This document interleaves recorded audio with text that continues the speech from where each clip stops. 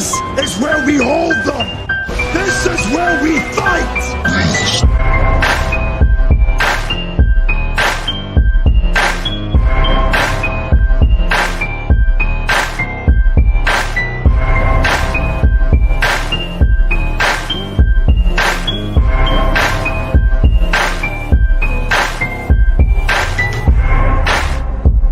You are now listening to Sweep the Rack podcast featuring Brooklyn Rob and Big Mike.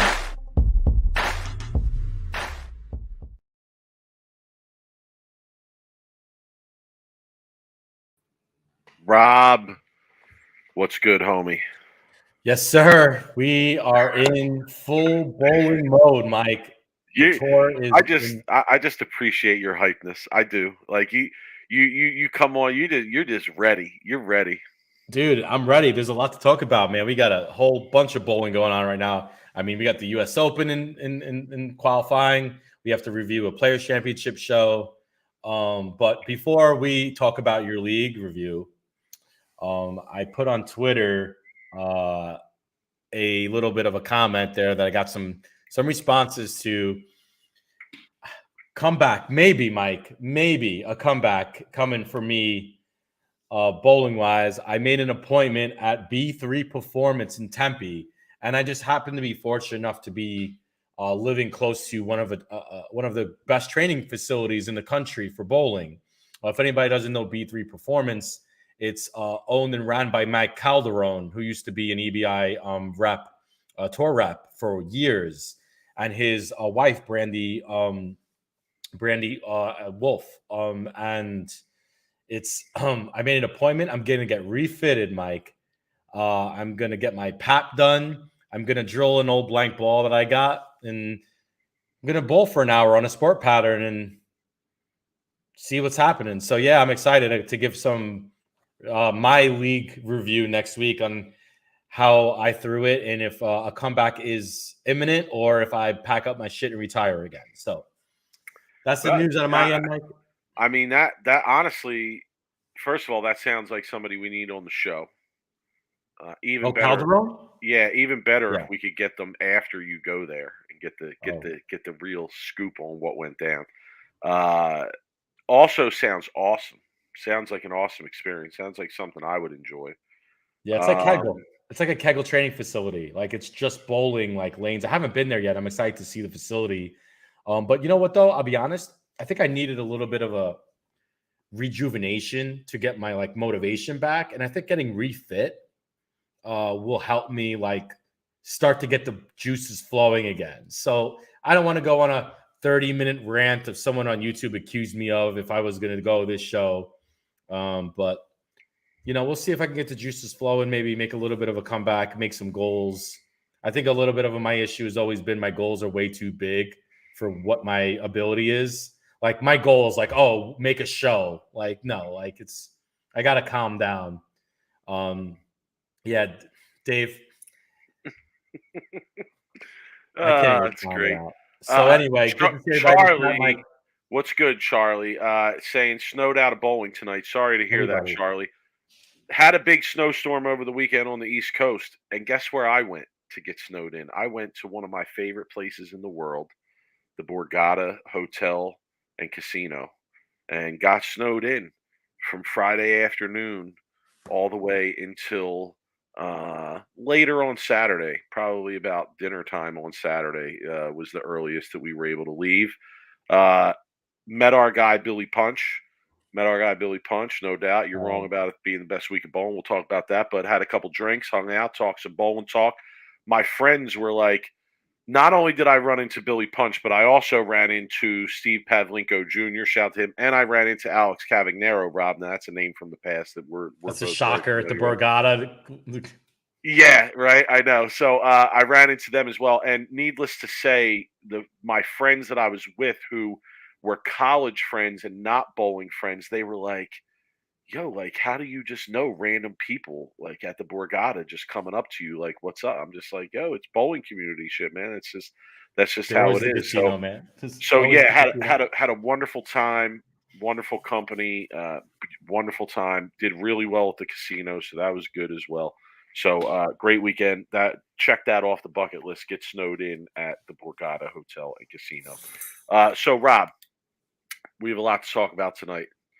Let's get the first things out of the way. League review. Okay, league review. I bowled good last night. I felt like I bowled good. I felt like I threw it good. Left a little bit out there. Missed a few makeables. 595, 225, 180, 190. The 180, yeah, I had some questionable shots. In fact, I think I threw somebody else's ball on one shot. Yeah, I think dude. yeah. How do you even do that? You put your hand in the ball, you know instantly it's not your ball. I don't know. Oh, dude. So like That's the worst. That's the worst thing I've ever heard. There were multiple Zens on the rack, and I didn't realize there were multiple Zens on the rack, and I just picked up the Zen, and I just quickly put my hand in it and went, and that's how you went though. Wait. Let's start this over again. You put your hand in and then you went. Dude, as soon as you put your hand in the ball, you instantly know that's not your ball, dude. Like, I know. And honestly, I couldn't confirm whether I actually threw the wrong ball or not. I just all I know is that when I put my hand in the ball, dude, it did not feel good. The ball fell off my hand, and I basically like picked 3 off the right. It was by far my worst shot of the night.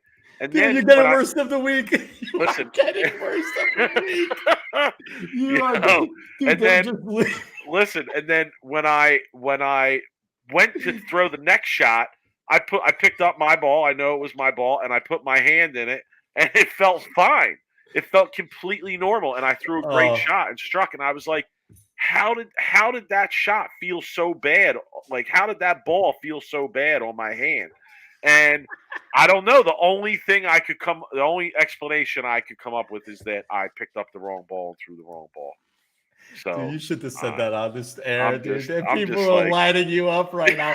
Yo, I don't care. Yo, act like people haven't done some dumb stuff while bowling. Dude, I've never done that. I've never done that. Please, dude, I have to be on the wrong lane. Dude, I've bowled absolutely hammered before. Like, couldn't even see, and I would know if I put my hand in someone else's ball. Dude, you're wilding, bro. That's a great story. So, Anthony, you missed Mike picked up someone else's ball in league and threw it and still doesn't know if it was his ball or not. That's where we are right now. Yo, Rob, I swear it was one of the strangest things that I ever experienced in bowling. Like, I didn't look at the ball. I just picked it up. I put my hand in it. I set up. I went to go. It came off my hand. I was like, wow, that even when I was putting my hand in it, I was like, oh, that feels terrible. And I was like, I set up, I went, I picked 3, I came back, I picked up the my ball, I put my hand in it, and I was like, oh man, that feels completely different. Wait, I gotta tell you a funny story. So I used to bowl a league in Michigan with Tony Lacaze. If anybody doesn't know Tony Lacaze, he's a PBA champion, great bowler in his own right. He could never beat me in league. And he'll honest to God tell you this. I used to bet him every week, and I used to beat him every week. He just couldn't match up very well in that house. The last week of league, he comes in the bowling alley, and he forgot his equipment. He literally used my ball and shot 800 at me with my ball. Took all my money that week, and he did it with my own bowling ball. So you want to talk about, like, going out? Like, I beat him every week in league. But I remember the one week he shot 800 against me with my own ball. Put a piece of tape, and he's like, yo, homie, I'm good. I was like, all right, man. It's your funeral. So, yeah, league was okay, 595. One of my teammates, shout to Dorita, shot 710, I think. People are dying, dude. Great start to the night, I know. Mike's train wreck of a league is always the best start of the night, right? One of my teammates shot 710. He bowled excellently all night. My team had a good night. I also want to give a shout-out to one of the guys we bowled. What up, Doyle? Lou Gaudio. He came back after being out for a while, so shout to him for being able to get out there again. It was nice to see him out there. Mr. X. I want to talk about Mr. X for a second. Can I talk about Mr. X? Sure. Okay. It's your night. So Mr. X, this is the guy who quit my team and then rejoined the league with another team. We're all aware. Okay? We're all aware of Mr. X at this point. His new team missed the first week of this half.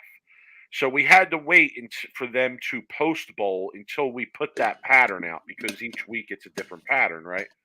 So last night, Mr. X and his team, I don't even care about his, I don't even know his teammates. I'm going to talk about Mr. X. He comes We'll get in to that. and, We'll get to that, Scott. They post bowl for the 2 weeks ago. They bowl the blind. So they sweep. So Mr. X, before we start bowling last night, is walking around telling everybody how they're in first place. And he comes down to one of my teammates and tells my teammate, the team we're bowling tonight, we're gonna win 9. Okay, we're gonna win 9 off this team. Yeah, they proceeded to lose 7 out of 9. So interesting developments with Mr. X. They were in first place. Now they're sliding down. I'll keep everybody up on that. All right. So Team Mushter. If anybody doesn't get that reference, you're watching the wrong bowling channel. Yeah, post bowling. Yeah, of course. All right, Rob. Let's keep it moving here. Every once in a while, Rob, you and I, we decide that we have to throw down on the bowling community, mainly throw down on the bowling commentary community, and provide something special for the people. Okay. And if you were watching the show with us on Saturday night, you understand exactly what I'm talking about, because it was an example of what I'm talking about. Yo, they put the flag in our 3-year anniversary this year of our show, man. Certainly. What a show that was, though. Saturday night, if you guys happen to be not watching or listening, we did live commentary. We had Robert Smith, Maximum Bob, Big Shot Bob. He's got 100 nicknames. He did a commentary with us for a game, which was awesome, because Robert Smith is an amazing person, and he's awesome to talk bowling with. Sick. The commentary from all 3 guests was just super high level. If you watch the PBA show and think, this is the OG. Frank is an OG with the Blog Talk Radio, man. I love it. They talk, if you watch the PBA show and you think, they mention the same things all the time and it's very general. Listen, come and watch the show with us. The commentary was deep. It was specific. Some of the things that these guys were pointing out were happening in real time on the show while we were watching. Robert Smith was an amazing guest. He was so much fun to have. Then we bring in Norm Duke, Rob. Dude, Norm Duke out of left field. Okay. Out of left field. Gift for the people, Norm Duke. And if you didn't watch the live commentary on Saturday night, I'm going to say this. It's worth it to go back and watch the show again with our live commentary, specifically for the Duke portion of that commentary. We asked him about the urethane controversy. We asked him generally about it, Rob. We didn't get real specific about it. Rob, we're not even going to give the people his answer. If you want to see it, go back and watch that. Hit the subscribe button so you don't miss this Saturday. Okay. Sunday. Sunday. Sorry. It's going to be on Sunday. And Rob, that's what we wanted to tell the people. We threw down last week. We're not promising as great a package this week. Give us some slack here, people. All right. But we will be doing another live watch this Sunday. All right. For the US Open final. So if you guys want to join us on Sunday, all right, we will be here 15 minutes before the show starts. Okay, we will be live and we will go until the end of the show. All right, we obviously there's a lot going on. You guys can imagine, what it takes to kind of put something like that together, like we did last week. So we're working on things behind the scenes, but with all these guys bowling and travel being involved and things of that nature. A lot of things are up in the air. So, Rob, we're not going to make any promises or announcements, but we will tell the people we'll be there. We know you'll be there. I'll be there. We'll be watching the show. So come join us. Come join us on Sunday for the U.S. Open final. All right? Yeah, the special guest is – I don't want to announce any special guest because if, something happens, I don't want the people to yell at me when we had that Randy Peterson fallout, remember? We were looking for Randy for a few weeks. We were. And I got so much shit for it. But yeah, if I mostly from me. If we can get some players on to do some like live commentary and some feedback, then I'll bring them on. But if not, me and Mike here could do it. If you're a player and you're watching this and we haven't reached out to you and you'd like to come and join us, even to just watch a game, whether it be for this major championship or any of the majors throughout the season, hit us up. Send us an email, hit us up on social media. We'd be more than happy to have you. All right. So, Rob, we're going to introduce something new to the people tonight, right? You and I have been working on something behind the scenes, all right? And really what we wanted to and I'm going to explain it to the people because the goal of this to me is to get the people involved in our review of the weekly PBA events, okay? And I hope that after I'm done explaining, people will have a better picture of what I mean by that, okay? So usually, Rob, when we have reviewed PBA events in the past, you and I kind of just went back and forth on our observations, right? So I came to you a while back with the PBA season coming up, and I was like, Rob, let's find a more formatted way to review these PBA events. Let's come up with numerous categories that we can use to highlight different things that we want to highlight throughout the week of the PBA tournament. All right, and have some fun doing it. Right? Because that's how we do it. That's our like, and that's the kind of stuff we point out anyway, right? So here's what we have for the people. Here's what we created. All right, we created basically 6 categories. All right, that for every PBA tournament this year, when the week wraps up and the show is over, okay, we are going to review the tournament using these 6 categories throughout the entire season. All right. So every week, the way we review the tournament will be the same. You will hear the same titles to each category. Rob and I will use the same themes and ideas to make to highlight the things that we want to highlight throughout the week in these categories. And honestly, once you listen and you understand what the categories are, basically after our show tonight or whenever you're listening to this, you can actually go through the standings of the tournament for the week and kind of look at it in your own way and come up with your own list, and get involved in our conversation here in that way. Okay. So should I introduce the categories now, Rob, or should we just go through them and we'll just go through them? Okay. All right. Let's go through them. All right. So the first category that we're always going to start with is obviously the most important. It's what we would usually do anyway. Rob, we're going to run the ladder.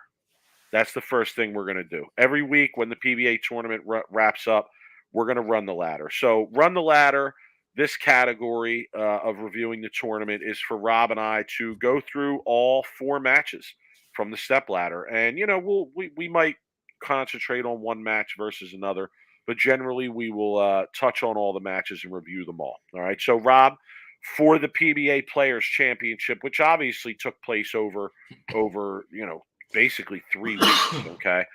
For the PBA Players Championship, to clarify, we're talking about all the way from the final all the way back to the regional qualifying, all right? We were looking at the whole tournament. We're reviewing the whole tournament here. Let's run the ladder first. Match 1, Graham Fa, Tommy Jones. I mean, it was pretty simple. Fa found it early and had it all game, and Tommy just couldn't get comfortable. I mean, there's really not a whole lot of Fa just really ran away with Fa the was match. too much. Fa was too much. He was too locked in. He had a great look on both lanes. He ended up shooting 279. All right, that's my analyst of that. Yeah, well, we're running the ladder here. Some matches are going to be easy to analyze. Other matches might be a little bit tougher. Match 2, okay. Fa, to me, the key in that match was that Fa lost his look. Yeah, if it went the complete opposite. Fa had nothing that match. Arturo, had a great look, was throwing it really well. And I mean, really, the analyst of that match is close to the same as the first match, Mike. Fa lost his look. The urethane stopped looking good. He started hooking early on the right lane. Yeah, he had to make a couple ball changes. Yeah, in that game. He tried a couple ball changes in that game, and they didn't really work out. And yeah, it was very. You're right. It was very similar to what had occurred in the first match. And again, Arturo in that game bowled a great game. I think he bowled like 248. So he put the pressure on Fa the whole game and threw it great that game, actually. Okay. So Arturo wins. He goes on to bowl Belmo, right? And before that match, Rob, if people go back and they listen to the live broadcast that we did, we asked Norm Duke who he would like in this match because the odds were in favor of Arturo going into that match, right? But as he pointed out to us in the live broadcast, he felt that Belmonte was going to possibly change the lane so much just in the shots he had in practice and the initial opening shots of the match that it was going to impact greatly what Arturo was doing. And Rob, you really got to see how good these guys are at seeing what's going to happen and predicting what's going to happen, because that's, to me anyway, that's exactly what happened. I mean, yeah, Belmo throwing a urethane ball, and it was a surface urethane ball in the right lane. That was his strong lane too, Mike. He made the urethane, the pitch black, look fantastic on the right lane. And the left lane was a little bit spotty, right? The longer pattern lane. If you missed a little bit right, there was a chance the ball wasn't coming back. There's a chance you could 2-8-10. And Belmo just, honestly, man, his end of that game was unbelievable. He threw some awesome shots. Quintero it was a close match for a while. And Belmo really just put the cement on at 10 frames. So, well, it's funny. So good. Okay, so you go to match 4, and we get the matchup we want with Belmo versus Rash, right? And that is what everybody wanted. So we end up there anyway. And I wrote down in a review of that match is that, to me, these last 2 games was another Belmo classic. Like, take these 2 games, put them in a little box, put that video clip in a box, make an NFT of it if you want. Put that away over here and save that, because that goes and gets filed under classic Jason Belmonte wins, But doesn't it feel like execution, his opponents always give it back to him, I feel like. Isn't that something that happened in this match? So are you referring to where he split and then bless you, where he split and then Rash went up and split immediately after? Yeah, to me, like whenever Belmo makes a mistake, his opponents seem to give it back to him. I don't know. It seemed like that happened, didn't it? Though, doesn't it seem to happen more than often? I mean, there was probably a lot going on there mentally in that match too. With everything involved in the rivalry of those two. I don't know if his opponents so much give it back to him as that he just has the good fate of good timing in some of those instances. You call it good timing, I call it luck. Yeah. I guess you could probably say 6 of one, half dozen of the other. Yeah, I think David Tolson has a good point here. He's right. Rash's look on the left lane wasn't as good Saturday was on Friday. Yeah, it was different because you had 5 people bowling on one pair at the same time, 3 games. This was different. The step ladder, they practice on them differently. They start. It's hard to compare Friday night to Saturday because it's just way different when they all were practicing. They're all doing different things. But man, Belmo getting up though in the 10 frame and locking it out. Well, first of all, he makes the 3-6-9, which he's so good at. He makes the 3-6-9. They're impossible. And he makes the 3-6-9. Listen, I challenge any of you house hacks to go out on something tough and have the 3-6-9 set up and try and make it. Okay, it's hard. And out of 100 tries, my over under was probably 50-50. Coin flip. I'll give people odds on 30 out of 100. Give me those odds. I'll take those odds. No, I'm not talking to you. You're going to B3 training this weekend. I'm talking to house hacks. Okay. B3 training. All right. So sicko. It's hard, man. He's a sicko. If you are one of those people that thinks he only wins because he throws it with 2 hands, I'm sorry. You're an idiot. You're an idiot. And there's some people that I know and respect in the bowling community that think that. And I'm sorry, you're wrong. The guy's a He's shot good. maker, yo. Like, look at it for what it is. Okay. Somebody's on back on the Belmo wagon. All of a sudden. Well, on All of the a sudden. all right, it's one event, but listen, if this is what he's going to bowl like all year, and Rob, he's already in the U.S. good at the Open. He Open. bowled great round one. He's not going anywhere, dude. He's the only player who's bowling well in round two that I've saw. Look, if he's going to bowl like that, forget it. It's going to be a long season for everybody else. Charles Reeves fair point, right? There's a lot of guys bowling out there with two hands that ain't winning. I mean, look, yeah, this guy, people ignore that. He's the greatest ever. I don't know. All right. So, but here's the thing about the show that I wanted to point out is I was really hoping that Belmo didn't strike in the first shot. I wanted to see Rash get up in a 10 frame, and I wanted to see him have to throw 2 strikes in 9 to win a major, or 3 strikes. Because if that happened, it would have been so much more of a dramatic ending to that show. I did feel like, and I could get a lot of shit for this, but it's my opinion, I did feel like the show did fall short on the drama and the expectation of some emotions. I kind of felt like it felt short of it, but I think the PBA did a great job squashing any emotion by announcing that fine and suspension for Sean Rash before this show. So the PBA just completely sucked the emotion right out of the show, in my opinion. Because if I'm a pro and I'm bowling on that show, yeah, especially Rash being on a year probation, it's just like a succubus sucking the life and the energy out of the show, in my opinion. So great job to the PBA and Bolero for sucking the life out of that show, because that could have been so much of a better show. I don't know. I thought Quintero and Belmo brought some energy to the show.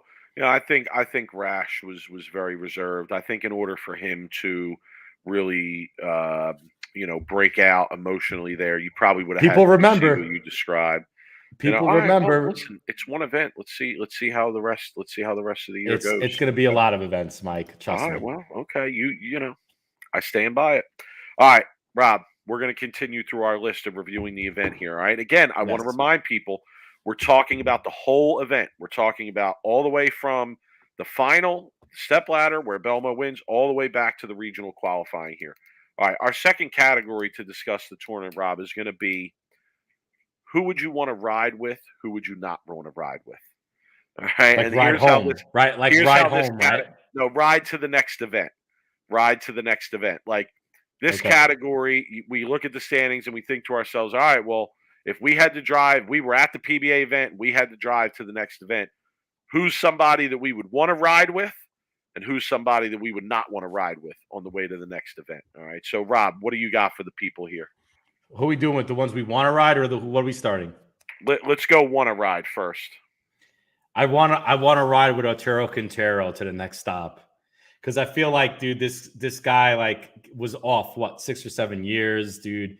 He was completely on a high. This was the second show he made in 2 weekends. Amazing show last weekend. Took Belmo to literally the brink, right, of almost getting to the championship. Dude, I'd be riding with Arturo, blasting the mariachi music. Dude, just riding with Arturo, man, with some. Dude, just him talking in Spanish, me not understanding. Just a fun ride to the next tournament with Arturo for sure, man. Making him buy some expensive dinner. Dude, Arturo, man, great tournament. Coming out party for sure for Arturo. Deserved it, man. Practiced a lot, bowled a lot. All right, good choice, Rob. I like it. All right, if I had to choose to ride with somebody out of this whole Players Championship event, it honestly would probably be Cortez Schenk. Cortez, what up? What up, young bull? Yo, made a run at the show, bowled the GOAT, bowled great against the GOAT. No shame in that. Made this PBA show. Man, his ride home had to be bumping. If I'm him, I'm young, I'm bumping. I got some money in my pocket. I just bowled the GOAT on TV. No one's going to hate on you because you lost to the GOAT. In fact, people are probably going to give you props even though you lost against the GOAT. So, I would probably choose Cortez Schenk to ride with to the next event. I wouldn't mind that. All right, Rob, I'm going to give my would not want to ride with to the next event. All right, and my choice here is going to be Tony Sambueno. Oh, Toby. Toby Sambueno, because That Stone 8 was miserable. like that's a silent ride. We've all had that. We've all had that. But at that moment, we've all caught a bad break, at that moment, to miss a cut or not not win a match or not lose money or whatever it is. The worst. And Rob, those rides home after those breaks, they can go any way. Like it might be a dead silent ride home, where you're just riding with the windows down, letting the air hit you and cool down. There might be some breathing techniques on the way home there. Okay. It might be a spaz out ride home. There might be yelling, screaming, banging the steering wheel on the way home. So I wouldn't have want to taken that ride with Toby. Sorry, man. Mike, my pick is actually somebody already spoiled it in the chat. Dude, I am not riding with Kevin Williams, bro. To bowl 28 games and to miss the show by stoning a 9-pin.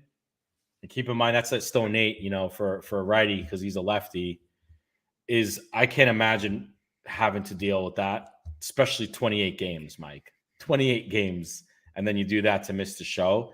Dude, I'm sure he's probably got some super hateful gangster rap. He's probably rapping all the way home. He's probably got some vintage 80s Eazy-E, Oakland Raider hat, Jerry curled Eazy-E, man. Just, dude, talking about Ice Cube, dude, the super hate, right? Like just cursing everybody, F this, F that, just crazy amount of crazy rap he's probably listening to on his way home. But yeah, I had Dick Allen as a close second there because he bowled 28 games and missed the show by 5 pins and finished second last year. So that was probably a tough ride home too. All right, Rob, next category.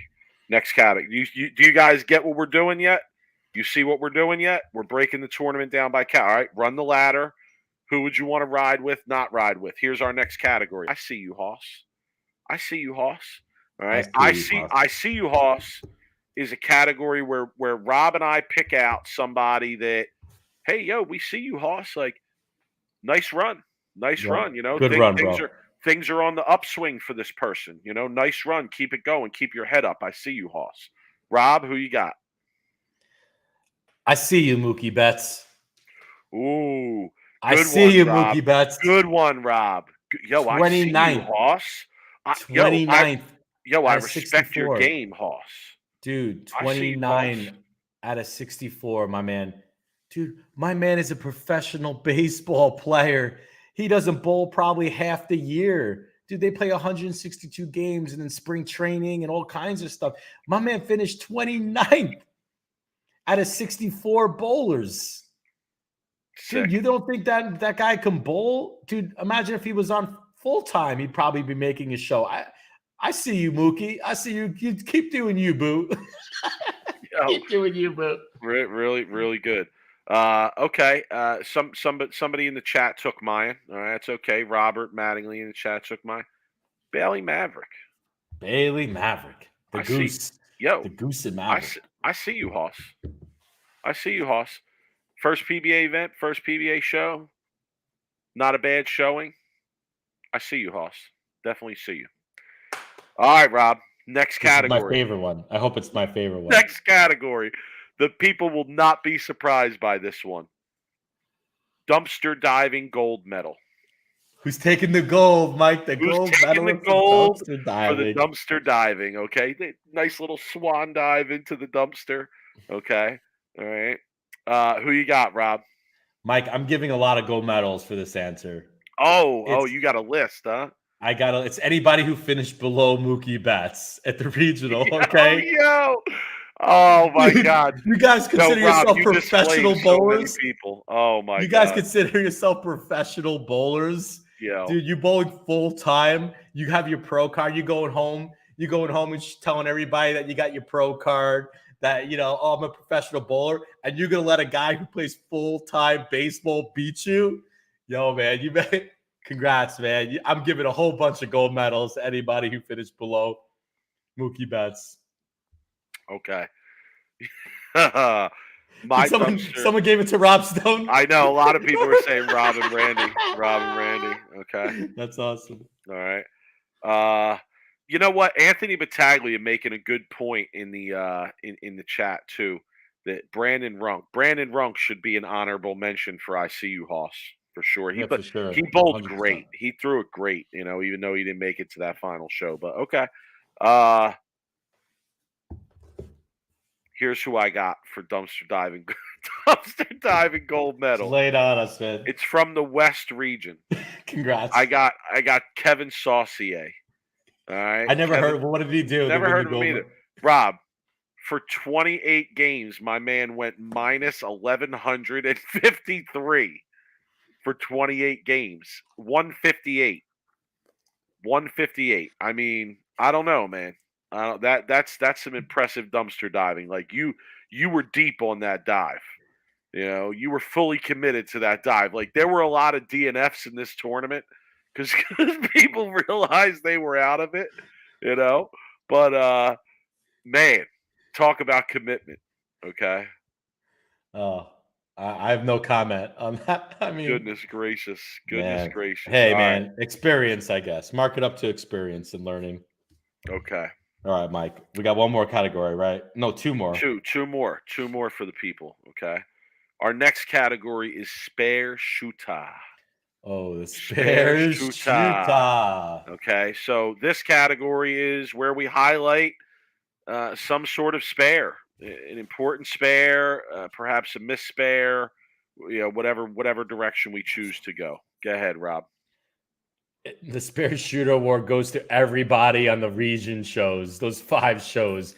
Hey, you all sucked. You all sucked. Yo, the spare How many missed spares? Was so bad on those shows. Dude, it's so bad. It's to the point where you just go, what the hell? Like, dude, every match there was a missed spare by like both opponents. Like every match, the over and under must have been like over like 10 missed spares. I felt like in every show. I felt like that every time someone left a spare, they missed it. I'm giving that award to all 5 shows.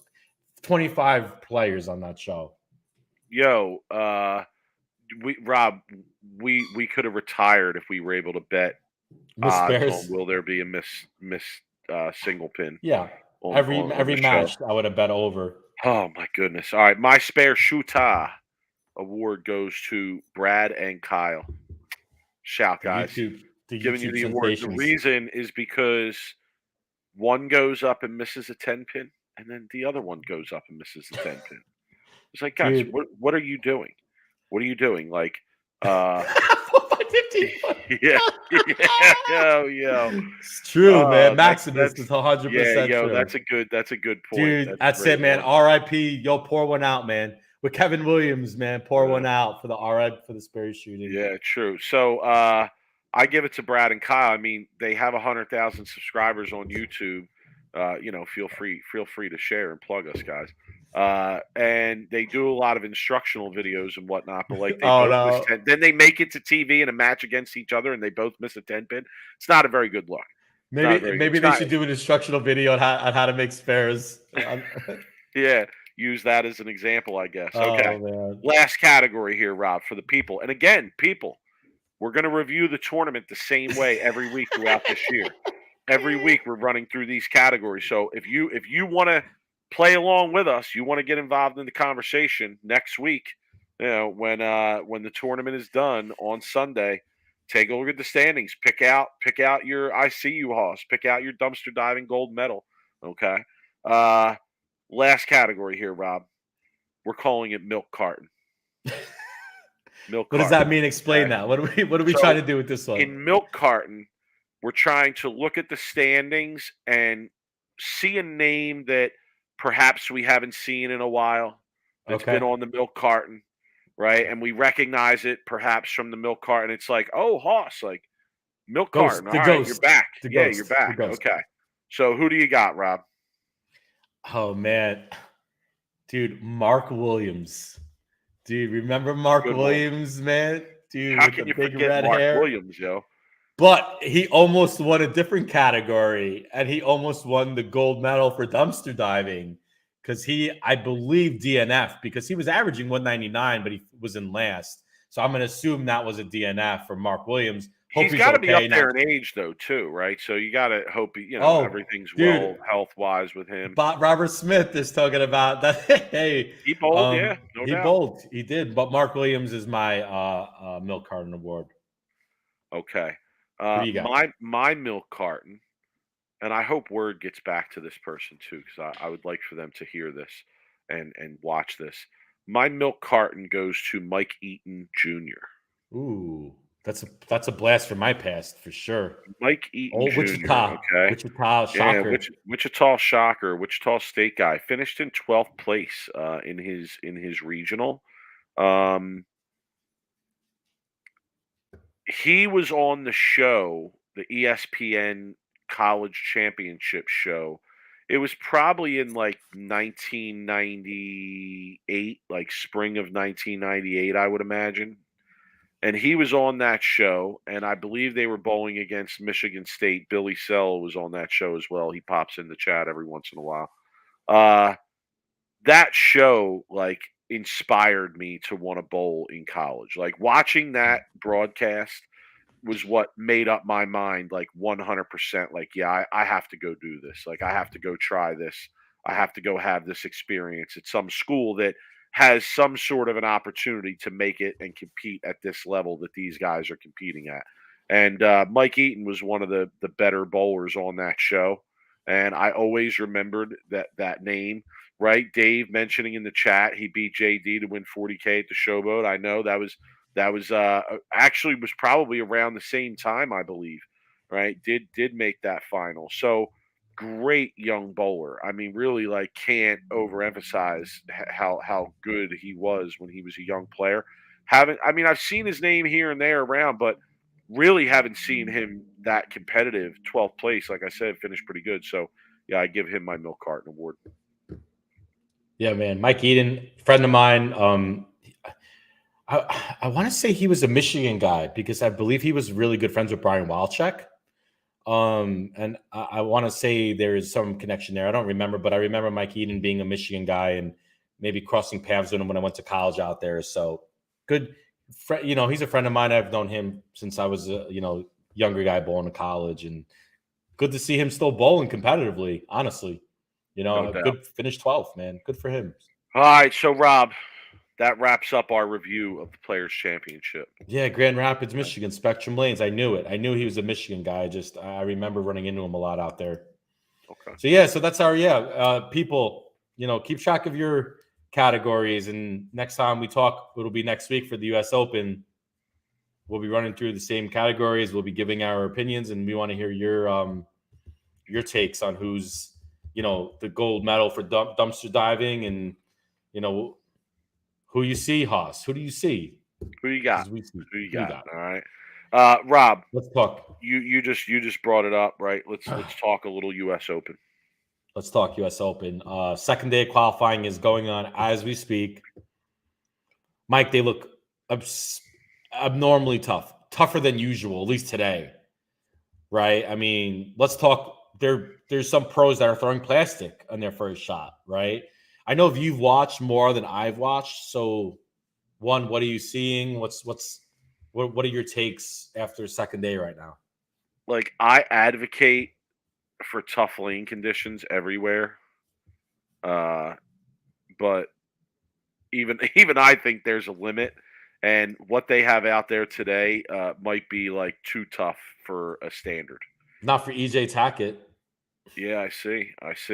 Dude, it's funny. If he bowls, that's crazy. I mean, he's great bowler. We'll see if he's got a great look right now. If he makes a show, maybe he'll be able to win one here, a big one. Yeah, brutally tough today is what I would say. Yesterday they looked extremely tough as well. I mean, definitely seemed a little bit easier to strike and get to the pocket consistently yesterday than it was today from what I watched. But oh my goodness, I mean, this is a serious test. Serious test here. Mike Ruther in the chat pointing out only 108 entries, 26 from the PTQ, over 400 in 2005. Now, am I don't know, just forgive me. But I was under the impression that this was like, isn't it a limited field by invite? I want And to then say there's yes. a PTQ. Yeah, So because they send an email out. Remember saying that you're invited to bowl or something? I remember some of the yeah, pros, they would put it up on their like social media. right. So that may have something to do with the low amount of entries as well. It is a Just so limited you're field. aware. I'm sure our fans know about And it. I don't. David person. Honestly, I don't like it. I don't I like don't it. I hate it. open it up. It's the open. I'm watching the field, and no disrespect to anybody in this field. I do not have any single player in mind when I say this, but generally I see a lot of names that I don't recognize, and I don't see a lot of names that I would expect to be there. So I don't know. Like, yeah, it's the US Open. Open it up. All right, open it up. Like enough with the limited fields. I don't know. I understand the numbers So let me and ask you. So how do you the like? fairness of I guess the fairness of running the event gets a little tougher as the numbers and the squads, etc., go up. But at the same time, like, I want to see the US Open be the US Open. I feel like that's part of the grind of like working your way through a minefield of competitors. Okay, so I got 2 points here. First point is how do you differentiate? Because we always would talk about on previous shows how people shouldn't be bowling this tournament. There are a lot of people who shouldn't be bowling this tournament, like that are averaging like 140 and 130 and 150. So we want to open up the field, but we also want to keep out those type of players. No, that shouldn't be there. Or do you want to just open it up and No, let them sort it I out? want to open it up to a larger amount of high level players. Okay.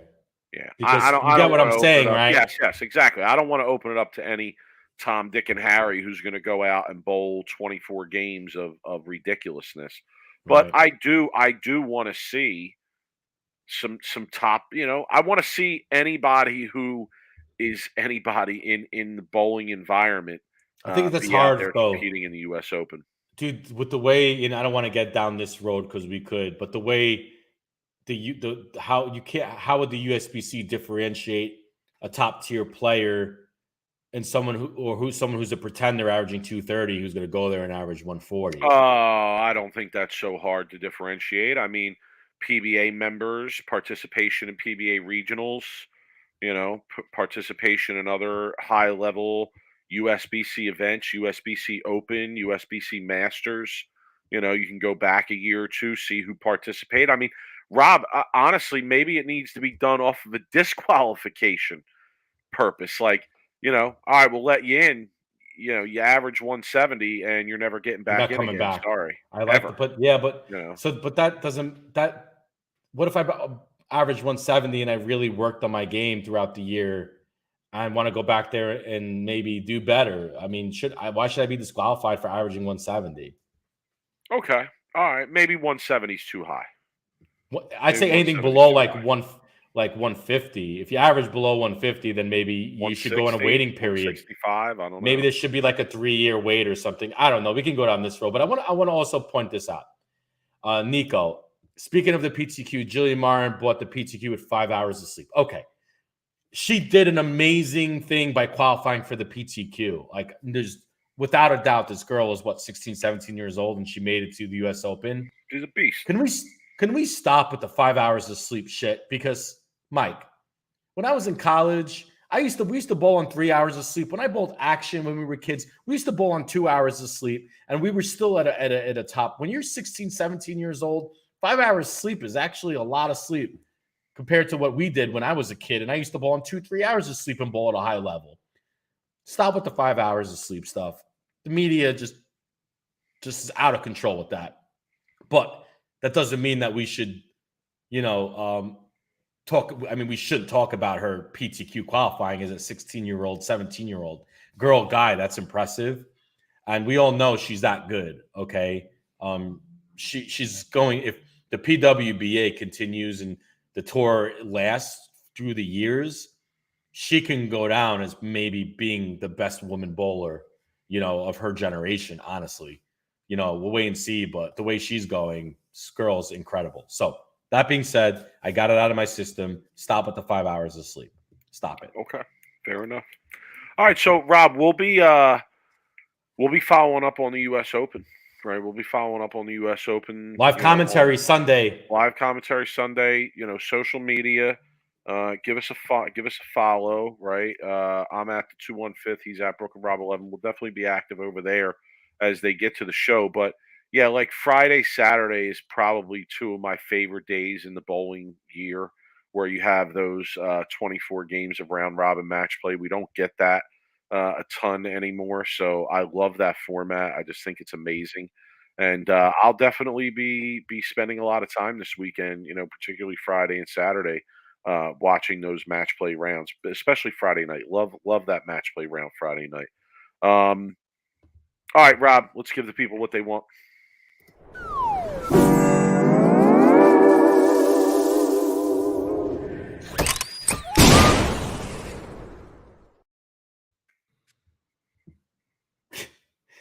My worst of the week is definitely not the ordinary, normal worst of the week. I'm giving my worst of the week to Ryan Simonelli. Okay. Wow.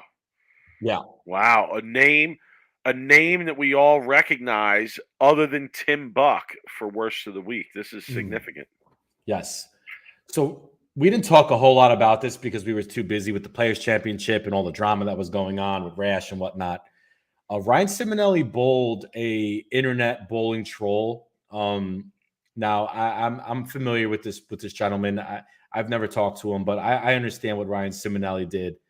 And he ended up bowling this guy who he had no business bowling, and they bowled for a significant amount of money. Not really sure what it was, but I think it was maybe a couple $1,000s. Ryan Simonelli is supposed to be one of the best in the world. He is one of the best in the world. I would consider him a top 20 in the world if I was to make a top 20, most likely top 15 even.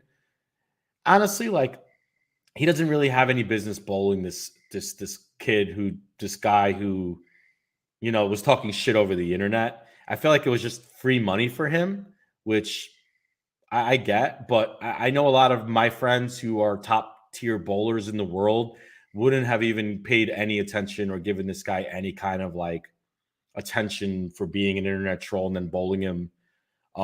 So my worst of the week goes around Simonelli because, dude, if you're a top level pro, you should probably just ignore the internet trolls. I know Big Mike has a hard time ignoring the internet trolls, but I'm not a top level pro though. You're not a top level pro. I know a lot of my friends who are top level pros would have just ignored it. And then he bowled him. He steamrolled him, Mike. Ryan steamrolled this kid. I think he bowled like 300 one match. Duh. Yeah. I mean, be the easiest bet. The easiest bet in the world. I mean, come on. It's like, just, come on, Ryan. Like, be better, man. Like, just ignore the guy and bowl what you need. Bowl your regionals and your national tournaments and win that way. But I don't know. I kind of felt like, if I'm not busy and some internet guy wants me to show up and kick his ass and wants to hand me a 4-figure amount of money, I'm with it. Yeah, but don't you have a lot more to lose? What if he lost? I mean, I'm just throwing that out there. There's a small % chance he was going to lose that match, but what if he lost? Doesn't that like? Oh man, I couldn't even imagine. Not real good. Yeah. But, all right, but I agree. Okay. I agree. Some of the comments. Ryan called out the troll. He put him in his place. Yeah, I get it. But sometimes when you're in a professional, like, you have to be a little bit bigger than that. But Simonelli goes out of troll like Mike goes out of PTA meetings. Dude, they'll never let you go at boards of education. Nice comment, Billy. I know. So that was my whole spiel. But you know what? Like, I understand though his point of it too. Like, fuck it, free money, and you get to put a troll in its place. I guess. I guess so. I don't know. I wanted to talk about that though. Okay, no problem. I'm glad you were able to get it off your chest. I got a lot off my chest in the last. That's why we do this podcast. And speculation. My worst of the week goes to the Radical Bowling YouTube page. Ooh. Okay.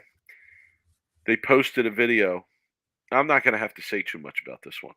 They posted a video earlier this week, and the title of the video was It was their radical rundown video. Okay, and they posted a video, and the title of the video was "How do you get on staff?" So I give them worst of the week for encouraging patch piratism. Okay, radical guys, and I know some folks over there. Okay, I know some folks that are fond of folks over there. Guys, let's not promote patch piratism. Okay, let's make efforts to end patch piratism, not promote it. All right, and I will leave worst of the week with that.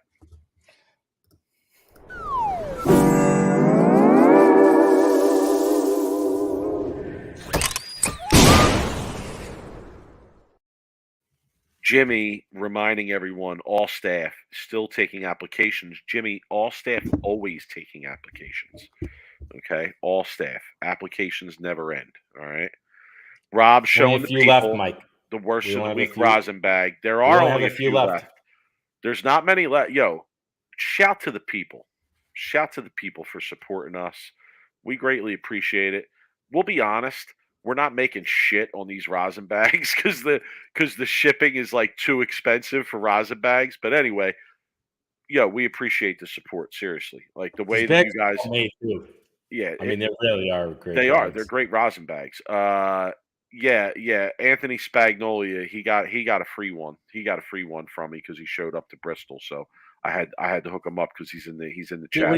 You're giving away profits here. What's up? I am. I know we're not even making any money and we're giving away profits, but it's okay. Our guy Jeff Lindemuth, he hooked us up, and if you guys are looking to, maybe you own a business, maybe you have an organization you want to make rosin bags for.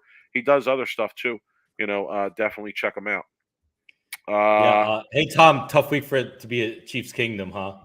It's a tough week this week. Bad flashbacks of Andy Reid with the Eagles. Oh my god.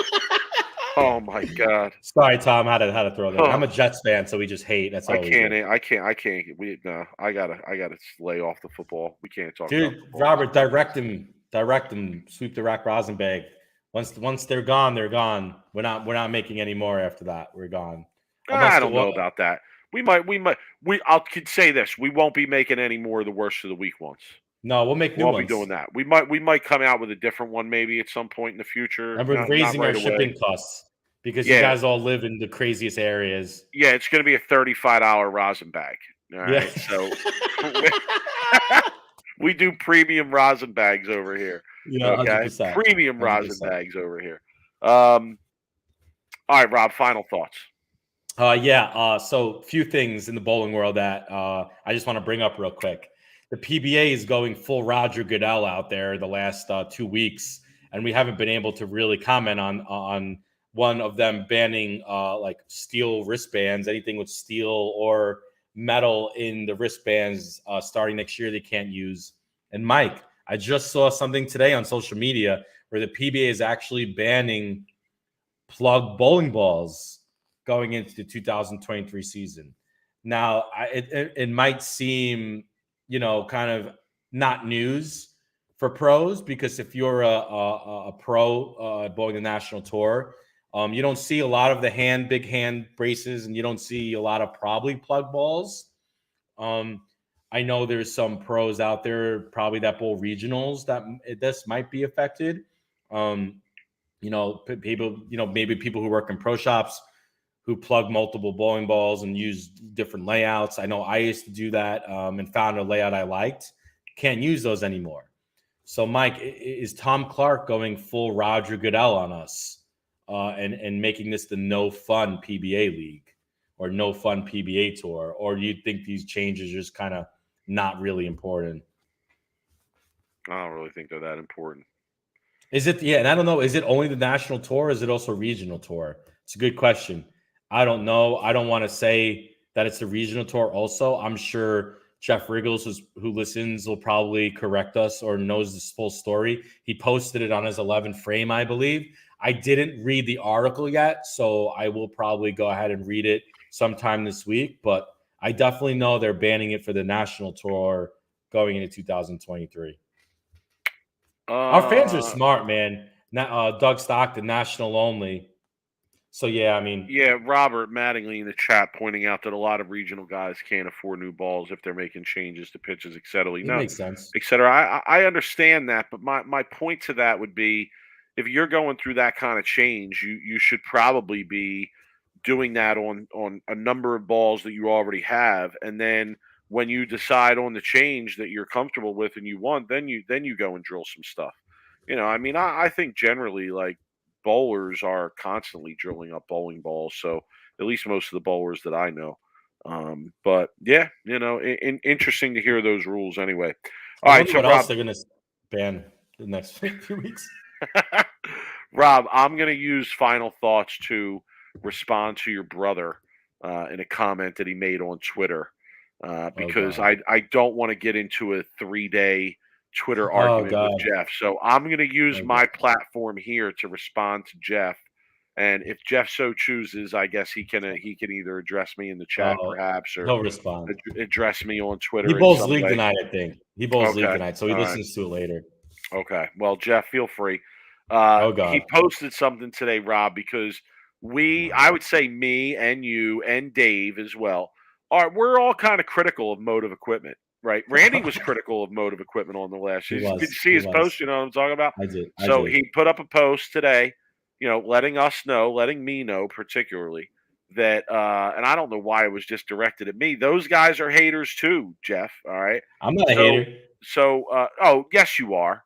Yes, you are. You've said already that like you'd love to see what EJ Tackett would do with other equipment. That's implying that the motive is not good for him. That great. Okay, all right, fair enough. So Jeff put up a thing pointing out how I think the top four, or 3 of the top 4, or 4 of the top 5, something like that, were all motive, right? And motive's having a good week this week. Okay, let me say 2 things. All right, number 1. A lot of hook out there this week, Jeff. A lot of hook out there this week, Jeff. If there's one thing about motive balls, I think it's that they don't hook. They don't hook enough. They don't hook consistently. They need too much friction, right? A lot of hook out there this week, Jeff. Secondly, let me say this. People are still throwing that purple venom. All right? Andrew Anderson was whacking them. He's bowling really good. He's throwing the purple venom. What do they got? 1 good ball? 1 really good ball? I mean, I'll say it's an all-timer. It's an all-timer. Like, no question that ball is an all-timer. Okay? If you were on my high school team during a certain period, you were, like, required to drill that ball. Okay? Great ball. But, I mean, we're talking about a ball that's probably, like, over 10 years old at this point. All right? And that's what we're still hanging our hat on. So when that ball's in play, another purple ball, by the way, another purple ball. But companies should maybe make more purple bowling balls. No, it seems like purple balls are generally good balls. Dude, I didn't say it. Yo, Billy Punch. Qualifying motive is greater than TV motive. I mean, we could call motive the Dallas Cowboys of the bowling world, but I mean, I threw a bunch of. I've used a lot of motive equipment, not a lot of it, but a Venom Shock. I also drilled one of their other balls, and their stuff isn't terrible. I just think compared to Utah, I just think they're just behind right now. That doesn't mean that they won't get there, but they are still of a newer company. Utah's been doing this shit for how many years, Mike? Brunswick even is how many years have they been doing it? I would still say motive is still kind of newer, and I think they just are a little bit behind right now. But hey, it seems like their stuff's matching up this week, so we'll see. Hopefully, some more motive people out there on TV. Yep, for sure. All right, Rob, that about wraps up our show this week. We hope the people enjoyed. We hope the people enjoyed our new format for reviewing the PBA tournaments. Sunday, live watch, U.S. Open final. Can't wait. Crazy things always happen with the U.S. Open final. We'll be there. Join us. I'll have a spread Okay, I'll have a spread for the people. All right, I'll be snacking as we're taking. People want to know why we don't stay on during the commercials. Honestly, it's because I need to snack, people. Okay, It's a I need lot, to man. snack. It's All a right, lot. It's so tiring. I got to get up and take a little walk, do a little snacking. We'll be there. All right, come join us Saturday, Sunday night, Sunday evening for most of you, maybe Sunday afternoon for some of you. We'll be there. Follow him on Twitter. He's Brooklyn Rob 11. Follow me. I'm at the 215th. Email us, sweeptherack@gmail, if you want to reach out and have anything to say. You want to support the show? Go to our website, sweeptherackbowling.com. Buy a rosin bag. Check it out. We're gonna be releasing some other stuff soon too. We're working on some things behind the scenes. Have a great week. All right, everybody. Have a great week. Enjoy match play of the U.S. Open. And Rob, we'll see everybody Sunday. Yes, sir. See ya. Have a good night, everyone. Later, people.